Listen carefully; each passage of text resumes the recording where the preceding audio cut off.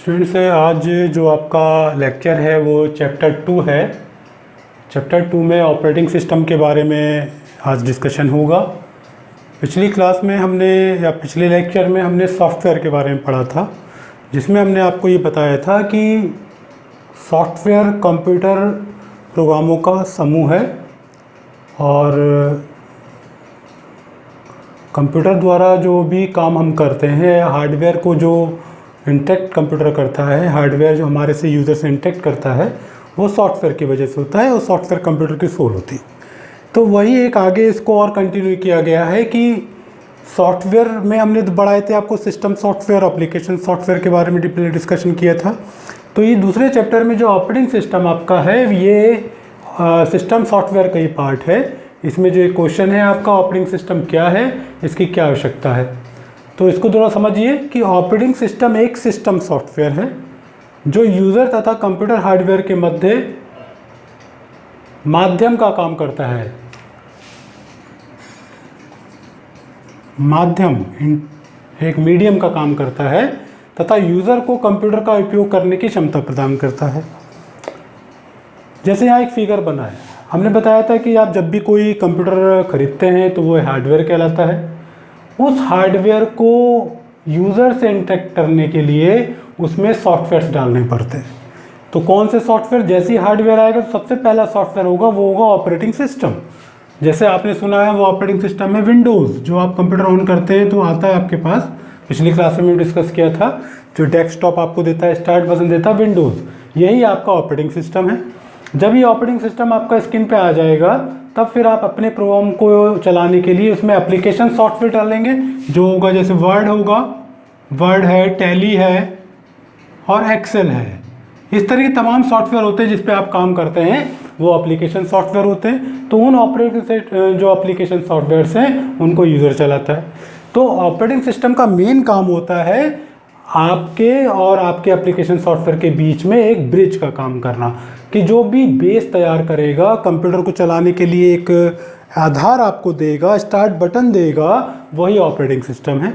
इसलिए कहा गया कि यह आपके हार्डवेयर और यूज़र के मध्य एक माध्यम का काम करता है। अगर ऑपरेटिंग सिस्टम आपके कंप्यूटर में नहीं होगा तो आपका कंप्यूटर नहीं चलेगा। ठीक है, अब इसकी क्या आवश्यकता है? इसका मेन कार्य है यूज़र और कंप्यूटर के मध्य संबंध स्थापित करना। जैसे अभी बताया, कंप्यूटर के ऑन होते ही कंप्यूटर की मेमोरी में अपने आप लोड हो जाता है। आपने कंप्यूटर पर बैठे स्विच ऑन किया तो आप थोड़ी देर वेट करना पड़ता है, विंडोज़ का लोगो आता है, स्टार्ट बटन आता है, फिर आप काम शुरू कर पाते हैं, तो अपने आप कंप्यूटर की मेमोरी में लोड हो जाता है। ये यूज़र के प्रोग्राम को लोड करके आवश्यक नहीं होता, उनको रिसोर्स उपलब्ध कराता है। यूज़र के प्रोग्राम क्या होंगे? वर्ड, टैली, एक्सेल, ये सब, इनको ऑन करेगा, इनको आप चलाएंगे तो उससे संबंधित जो रिसोर्सेज हैं जो उस प्रोग्राम के लिए आवश्यक हैं वो उपलब्ध कराएगा। ये प्रोग्राम के एग्जीक्यूशन पे नियंत्रण रखता है कि जब भी आप कंप्यूटर चलाएंगे, जो भी प्रोग्राम चलाएंगे, तो उसको कंट्रोल करने का काम भी ऑपरेटिंग सिस्टम करता है। हार्डवेयर और सॉफ्टवेयर के बीच ब्रिज का काम कर रहा है, जो मैंने बताया। जो भी हार्डवेयर है, जो आपके सॉफ्टवेयर है, इसके बीच में ब्रिज का काम, बिना इसके आप उसमें पहुंच ही नहीं पाएंगे, तो एक तरह से ब्रिज का काम करता है। तो मेन एक तरह से एक कंट्रोलर की तरह आपके कंप्यूटर पे है कि जब आप कंप्यूटर ऑन कर रहे हैं, आप जो भी कंप्यूटर पे काम कर रहे हैं, उस पे नियंत्रण, उसको कंट्रोल करने का काम किसका है? ऑपरेटिंग सिस्टम का है।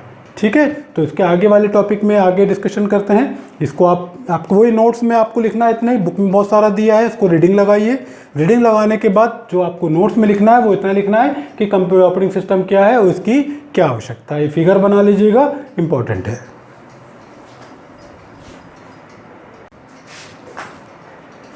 देखिए, अभी आपने ऑपरेटिंग सिस्टम के बारे में पढ़ा। अब कुछ प्रकार हैं ऑपरेटिंग सिस्टम, किस किस तरह के होते हैं वो इसमें दिए हैं। आपको इसको बहुत संक्षेप में समझना है, बहुत संक्षेप में लिखना भी है कि हम किस तरह के ऑपरेटिंग सिस्टम पे काम कर रहे हैं। तो कुछ मुख्य दिए हुए हैं: single user, multi user, time sharing, personal computer, batch operating system, distributed operating system. सबका अपना अपना टास्क है। कंप्यूटर बहुत तरह के होते हैं और अलग अलग पर्पस के लिए यूज़ किए जाते हैं। तो किस पर्पस के लिए कौन सा ऑपरेटिंग सिस्टम यूज़ हो रहा है वो यहाँ पे दिया हुआ है। सिंगल यूज़र ऑपरेटिंग सिस्टम का मतलब है कि एक समय पर एक ही यूज़र उस पर काम कर सकता है। जब वो यूज़र काम करेगा तभी कोई दूसरा उस पर काम कर पाएगा। डेटा का आदान प्रदान एक सिस्टम से दूसरे सिस्टम पे नहीं हो सकता। मल्टी यूज़र कि कई सारे यूज़र एक ही सिस्टम के थ्रू काम कर सकते हैं। एक मुख्य कंप्यूटर होगा, बाकी जुड़े हुए कंप्यूटर होंगे, जिसको नेटवर्किंग की तरह भी हम कह सकते हैं। तो मल्टी यूज़र, एक से अधिक यूज़र अगर उस पर काम कर रहे हैं तो वो मल्टी यूज़र ऑपरेटिंग सिस्टम कहलाता है। टाइम शेयरिंग ऑपरेटिंग सिस्टम ये भी नेटवर्किंग का पार्ट है। ये एक टेक्निक है कि प्रोसेसर एक ही होता है, लेकिन वो क्या करता है, सारे जो यूज़र उसके साथ जुड़े हुए हैं उनको थोड़ा थोड़ा समय दे देता है कि सबके पास थोड़ी थोड़ी 2-2 मिनट या 2-2 सेकंड के लिए जाकर उसके काम को कंप्लीट करेगा। जिसका काम पूरा हो जाएगा वो यूज़र वहाँ से हट जाएगा, बाकी सबका चलता रहेगा। तो सबको लेके कर चलता है, एक ही प्रोसेसर कई सारे यूज़र को लेके काम करेगा।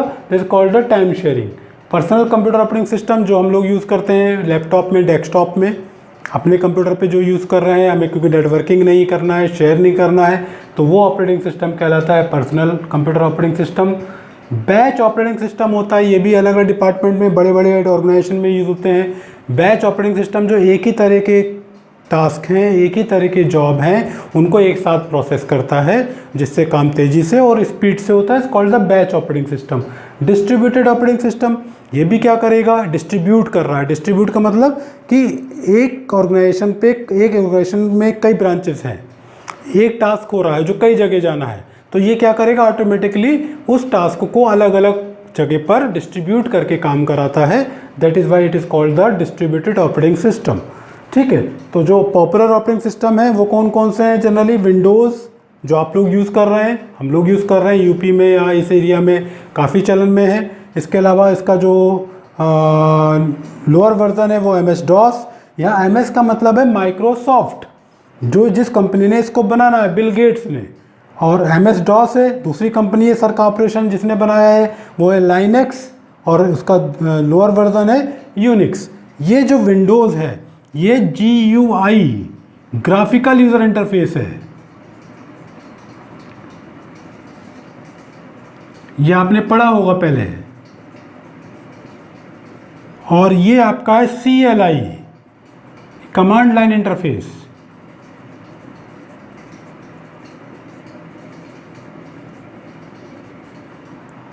ये लाइनेक्स ये बनाया है माइक्रोसॉफ्ट ने, ये बनाया है सन कॉर्पोरेशन ने, ये भी GUI है और ये भी कमांड लाइन इंटरफेस है। GUI का मतलब होता है जहाँ पर आप माउस और आइकन्स, विंडोज़, एक ग्राफिकल एनवायरनमेंट का यूज़ करते हैं, वो GUI होता है।